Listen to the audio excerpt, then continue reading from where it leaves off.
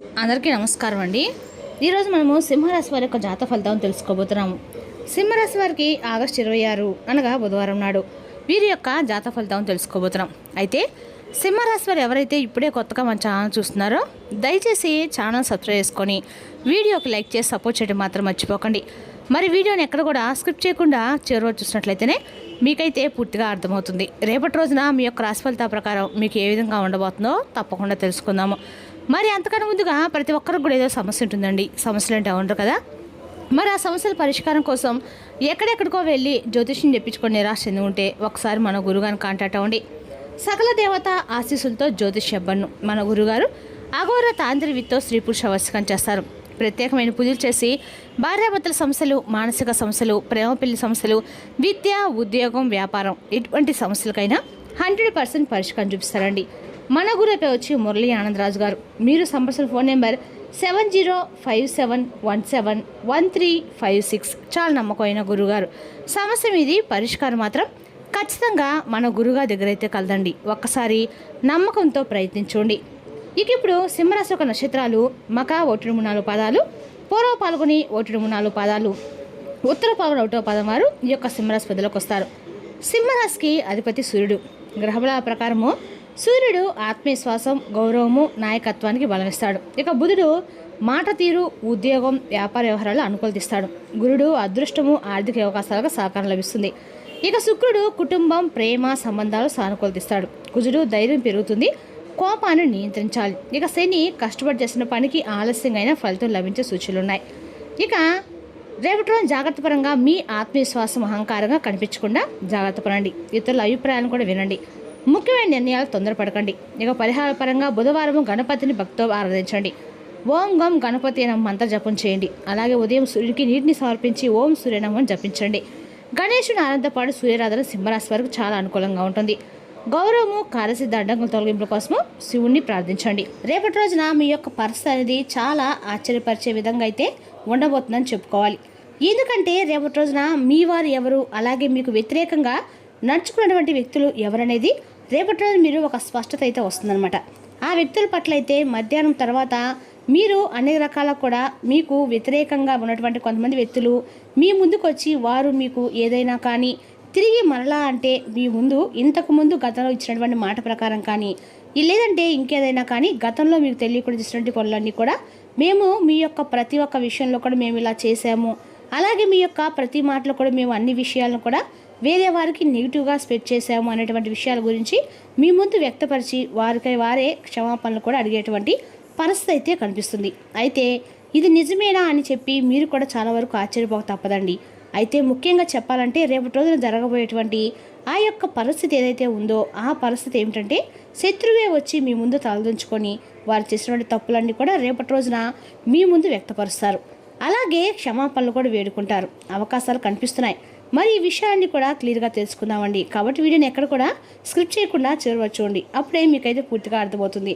రేపటి రోజున ఏ దేవతారాధన చేస్తే మీకు అనుకూలంగా ఉంటుందో, ఎటువంటి శుభప్రదంగా ఉంటుందో అనేటువంటి విషయాలు కూడా తెలుసుకుందామండి. మీరు అతి త్వరగా ఎవరిని కూడా నమ్మరు. ఎవరు మీకు వ్యతిరేకం అనేది గుర్తుపెట్టుకొని మరీ వారికి వడ్డీతో సహా ఇచ్చి పడేస్తూ ఉంటారు. అంటే బయటకు మరీ పెద్దగా ఎక్కువగా ఎవరితో కూడా స్పందించరు. లోపల మాత్రం మీ యొక్క ఆలోచనలు ఇప్పుడు కూడా విశ్లేషిస్తూనే ఉంటాయన్నమాట. అంటే ఇటీవల కొంతమంది మీకు ఏదైనా వ్యతిరేకంగా మాట్లాడి ఉండవచ్చు, లేదంటే ఏదైనా ఒక ప్రాజెక్టులో కొంచెం ఏదైనా అడ్డంకులు వచ్చి సృష్టించి అడ్డంకులు లాంటివి ఏదైనా సృష్టించుంటారు. అలాగే మీ ఎదుగుదలను చూసి అసూయపడి ఉండవచ్చు. అంతేకాకుండా మీరు అన్ని విషయాలను ఏమిటంటే చాలా వరకు కూడా నిశ్శబ్దంగా గమనిస్తూ వచ్చారు. ఇటీవల ముఖ్యంగా కొన్ని సందర్భాల్లో ఆ వ్యక్తి చేసిన పనులను మీరు చాలా వరకు కూడా గమనించారండి. కానీ మీరు ఏటుపడి అడగలేకపోతున్నారు. ఎవరు ఏంటనేది గమనిస్తూ ఉన్నారు. అంతేనండి. రేపటి రోజు మాత్రం మీరు ఖచ్చితంగా కూడా గమనించి ఆ వ్యక్తిని ఎవరైనా మీరు మాత్రం గట్టిగా అయితే నిలదీస్తానని కూడా చెప్పుకోవాలి. అదేవిధంగా రేపటి రోజున ఈ రాశి వారికి అన్ని రకాల కూడా ఏంటంటే మొహం మీద మాట్లాడేది మీకు ప్రధానమైనటువంటి ఒక పెద్ద సమస్యగా మారిందని చెప్పుకోవాలి. ఏంటంటే మరీ ముఖ్యమైన వ్యక్తితో లేదా ఎవరైనా కానీ ఒక వ్యక్తి మీ ద్వారా చాలా రకాలుగా సమస్యలను ఇప్పటికీ కూడా ఎదుర్కొంటున్నారు. ఎందుకంటే మీరు మాట్లాడేటువంటి దురుసు మాటలు కావచ్చు, లేదంటే మీరు ఏదైనా వ్యతిరేకంగా వారితో మాట్లాడి ఉండవచ్చు, లేదంటే ముక్కుసుటిగా వారితో కఠినంగా మాట్లాడవచ్చు. మీకు బాగా దగ్గరైనటువంటి ఒక వ్యక్తిని మీరు దూరం చేసుకున్నారు. కాబట్టి నమ్మినటువంటి వ్యక్తులను మాత్రం మీరు వదులుకున్నారు. అలాగే మిమ్మల్ని అలాగే మీ గురించి చెడుగా ప్రచారించినటువంటి వ్యక్తులతో మాత్రం మీరు సహవాసం ఇప్పటికి కూడా చేస్తూ ఉన్నారు. మనతో కొంచెం కటువుగా మాట్లాడినంత మాత్రాన వారు మనకేం శత్రులు కారండి. వారు మన మంచి కోసం ఏదైనా కానీ ఒక సలహా కానీ లేదంటే మన గురించి ఏదైనా ఒక మంచి అభిప్రాయం చెప్పినప్పుడు అందులో మనకి తెలిసినంత వరకు మనం తెలుసుకోవాలి. అంతేకాని ఆటోమేటిక్గా వారు మన గురించి చెడుగా ఆలోచిస్తారేమో, మన గురించి ఏదైనా అంటే మనం ఏదైనా ఒక రూపాయి సంపాదిస్తున్నామని చెప్పి ఈర్ష్తో దేశంతో మన గురించి తెలియపడి మాటలు ఈ విధంగా అంటున్నారేమో అని చెప్పేసి వెంటనే వారి గురించి నెగిటివ్గా ఆలోచించడం అనేది చాలా తప్పండి. కాబట్టి ఈ విషయంలో మీరు ఒక స్పష్టత కూడా వస్తుంది. ఎవరు మంచి ఎవరు చెడు అనేది రేపటిలో మీరు ముఖ్యంగా నిర్ణయం తీసుకుంటారు. ముఖ్యంగా ఇది మీకు పూర్తిగా గత కొంతకాలంగా ఈ సమస్యతో కొంచెం ఒత్తిడి కూడా ఎదుర్కొన్నారు. కానీ రేపటి రోజు మధ్యాహ్నం తర్వాత మాత్రం పరిస్థితి అనేది పూర్తిగా మారే సూచనలు అయితే ఎక్కువ కనిపిస్తున్నాయి. అదేవిధంగా రేపటి రోజున ముఖ్యంగా చెప్పాలంటే మీరు ఎప్పుడైతే క్రితంలో మీరు కొందరితో కొన్ని గొడవలు అయితే కొంతమంది వ్యక్తులతో పెట్టుకుని ఉండవచ్చు. అప్పటి నుండి వారు మాత్రమే కాకుండా వారి పక్కన ఉన్నటువంటి కొంతమంది వ్యక్తులు కూడా కొందరు మీ గురించి తక్కువగా అంచనా వేయడము అనేది కూడా అలాగే మీతో ఎప్పుడు ఏదోలా కొంచెం ఒక రకమైనటువంటి గొడవలు పెట్టుకోవాలనేటువంటి ప్రయత్నాలు కూడా చేస్తూ ఉన్నారని చెప్పుకోవాలి. మరి అలాంటి సందర్భంలో రేపటి రోజు మధ్యాహ్నము అనేది మీ యొక్క అంటే తర్వాత 1:30 తర్వాత ఒక వ్యక్తి మీ దగ్గర తప్పకుండా వస్తాడండి. అలాగే ముఖ్యంగా చెప్పాలంటే ఆ వ్యక్తి ఏంటంటే పూర్తిగా కూడాను మీకు ఒక అపార్థం ద్వారా దూరమైనటువంటి వ్యక్తి అయ్యే క్లియర్గా చెప్పచ్చు.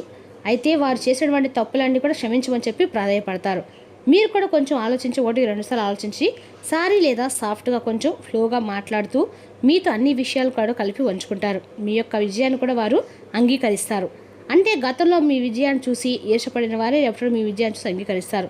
ఇన్ని రోజుల నుండి మరి అనుకోకుండా వ్యక్తుల యొక్క మాటలు పూర్తిగా నమ్మి వారు చెప్పేది లేదని చెప్పేసి మీరు భావించారు. కానీ మీ గురించి ప్రత్యేకంగా ఒకరు మాత్రం నిజం చెప్పేవారు మీ జీవితంలో ఉన్నారని మాత్రం మీరు ఒక క్లారిటీకి రాలేకపోయారు. కానీ రేపటి ఎవరు ఏంటనేది మీరు ఒక క్లారిటీకి వస్తారు.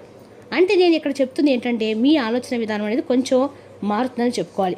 ముఖ్యంగా మీ గురించి ఎవరు చెడుగా మాట్లాడుతున్నారు, ఎవరు మీ గురించి ఆప్యాయంగా అందంగా పంచుతున్నారనే వ్యక్తుల పట్ల మీరు ఒక స్పష్టతకు వస్తారని, అలాగే గతంలో మరి ఎందుకు ఈ విధంగా ఉండవలసి వచ్చిందనే దాని గురించి కూడా చాలా వివరణ అనేది కూడా చెప్తూ చాలా నిదానంగా ప్రతి ఒక్క పరిస్థితిని కూడా తగిన విధంగా వివరించి మీకు చాలా క్లారిటీగా చెప్పాలనేటువంటి ప్రయత్నాన్ని బలంగా అయితే వారు ముమ్మరం చేశారు. ముఖ్యంగా మీరు ఊహించిన విధంగా మీ యొక్క శత్రువు అనేవాళ్ళు సడన్గా వారికై వారే తగ్గి మీకు మీ దగ్గరికి వచ్చి మాట్లాడడం క్షమించమని చెప్పి అడగడాన్ని మీరు ఒక్కసారిగా నమ్మలేక ఆశ్చర్యపోతారు.